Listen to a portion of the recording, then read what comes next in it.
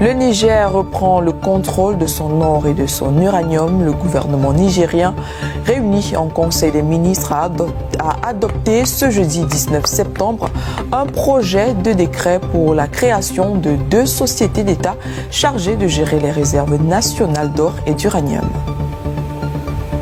Les 2 projets de décret ont pour objet la création de 2 sociétés d'État, à savoir la société Mazumawa National Gold Company pour l'exploitation d'or et la société Timersoa National Uranium Company pour l'exploitation d'uranium. L'objectif visé à travers la création de ces 2 sociétés d'État est de permettre à notre pays d'assurer une gestion optimale des ressources tirées des exploitations aurifères et uranifères en toute souveraineté et au bénéfice de la population nigérienne. Le Niger se positionne ainsi pour tirer pleinement profit de ses richesses minières et renforcer son développement économique. Pour rappel, en été 2024, le pays avait révoqué les permis d'exploitation de gisements d'uranium à plusieurs compagnies occidentales comme le canadien Goviex ou le français Orano.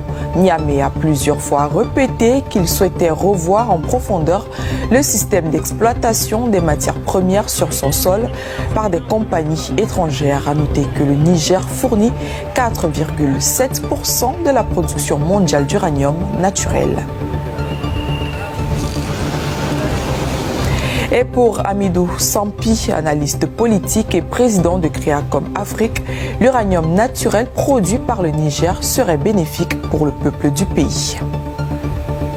Cette volonté de nationalisation est une volonté pour ces pays de l'AES de pouvoir s'approprier les ressources naturelles de leur pays. On n'est pas sans savoir que l'uranium et l'or du pays étaient exploités par des sociétés étrangères et le pays gagnait peu dans ses ressources. Donc on va certainement vers une nationalisation de ces ressources pour que ça profite beaucoup plus aux Nigérians. Si l'on sait que l'uranium ne profitait pas aux populations, les zones même où l'uranium était produit, c'était des zones très enclavées où la précarité existait. Donc c'est une volonté pour les autorités nigérianes de faire profiter l'uranium aux Iraniens, aux Nigériens. Si jamais le Niger arrive à mettre une société, à investir pour que la société produise l'uranium pour les Nigériens, ça va révolutionner les ressources du pays et surtout ça va permettre aux zones qui permettent la production de l'uranium de vivre de ce minerai qui aujourd'hui ne profite pas du tout aux populations avoisinant les mines d'uranium. Aujourd'hui, si jamais l'uranium naturel qui est produit là-bas est produit par les Nigériens, par l'État nigérien, ce serait tout bénéfice pour eux dans la mesure où ça va accroître davantage les ressources du pays. Ça va accroître davantage les richesses du pays. Frère, non, d'abord, c'est le côté guerrier de la décision, le côté patriotique, panafricaniste, souverainiste de cette décision qui m'intéresse. Camarades peuple d'Afrique. Ils ont dit, on entend ci et là, ça et là, que quand tu refuses et quand tu t'en prends aux intérêts des Occidentaux, tu tombes. On t'enlève du pouvoir. C'est ce qu'on entend. Ah, ils se soumettent parce que s'ils ne se soumettent pas, les Occidentaux vont les enlever. Depuis juillet 2023, jusqu'à aujourd'hui, ils sont en train de frapper les intérêts occidentaux.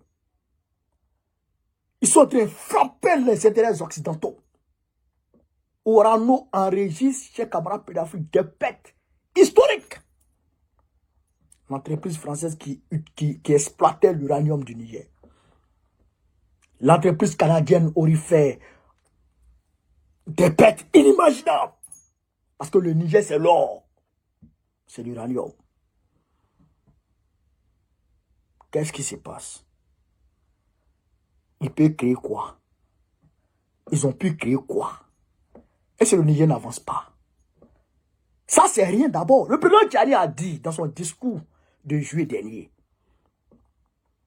toute entreprise qui ne va pas s'aligner derrière la ligne qui a été établie, la ligne économique qui a été établie par les autorités, se verra suspendre son permis. Ibé l'a dit. Assimi l'a dit. Est-ce qu'ils ne vivent pas? Est-ce qu'ils ne sont pas là? Vous allez voir que le Niger est en train de devenir une puissance économique. Là, le Niger est en train de devenir une puissance économique. Mais maintenant, la France se tourne vers Azerbaïdjan. La France se tourne vers l'Azerbaïdjan pour aller chercher l'uranium là-bas. Ils étaient même obligés de faire entorse à leur politique extérieure vis-à-vis de l'Arménie. Quand l'Azerbaïdjan a pris, comment on appelle ça, je dirais, le territoire sécessionniste qui voulait le Haut-Karabakh. Mais la France a fait quoi? Parce qu'ils ont l'uranium. Et la France était obligée de négocier. Est-ce que vous comprenez ça? Ça veut dire que, chers camarades, quand il y a la volonté politique et qu'il y a le peuple qui est avec toi, et que quand tu as la légitimité populaire, et que tu as la stratégie, et que tu es patriote, et que tu as la stratégie qui va avec, il n'y a rien de tel. Il n'y a rien de tel, tu t'en sors.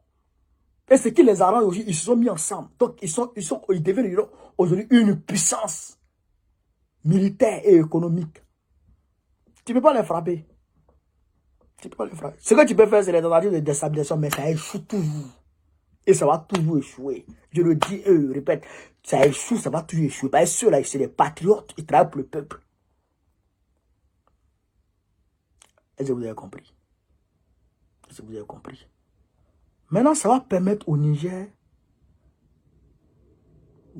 non seulement de gagner ce que les entreprises ont gagné. Vous voyez, les entreprises ont enlevé leur pied là. Donc, ce qu'ils gagnent maintenant, c'est eux-mêmes qui gagnent ça dans les poches. Deuxièmement, ça va leur permettre de voir clair dans leur exploitation minière. Ils vont voir clair dedans. À côté de ça, ils sont en train de faire du travail. Ils vont travailler. Ils vont calculer leur production en fonction de leur budget annuel. Ils vont produire ce qu'ils ont produit. Ils ont la souveraineté. Et puis ça va leur permettre même de créer la monnaie, de facilement créer la monnaie, puisque c'est eux-mêmes qui produisent l'or. Ils vont adosser leur monnaie sur l'or. Puis il n'y a rien. Puis ils avancent. C'est ça qu'on appelle garçon. Bravo à président Tchani. Mettez vive Tchani, vive IB, vive Assimi Goïta. Vive l'AES. C'est ça qu'il a été. Chaque camarade d'Afrique. Sur ce, vive l'Afrique libre. Vive le panafricanisme. Vive tous les présidents panafricains. Babo président du Cordon de 25, Charles. On est ensemble. Merci.